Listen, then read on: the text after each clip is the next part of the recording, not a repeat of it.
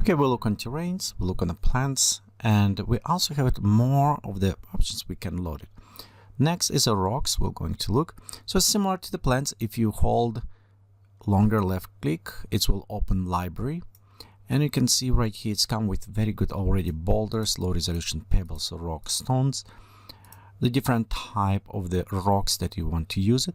Just go select one rock. Okay, let's take a second to load it. And same things as the plants, we actually have its species or type of these rocks. So if I go click next time to load it another rock, you'll notice it's will loading. Let me increase scale of this.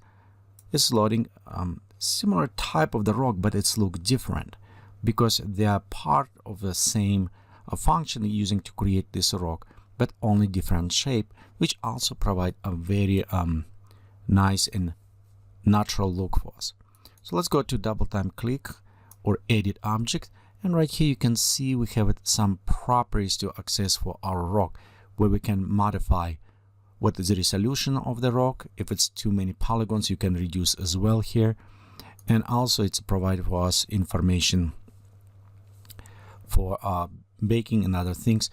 We'll look on this one when we go closer to actually object editing. It's because objects will have a similar type of menu will apply to polygons mesh objects.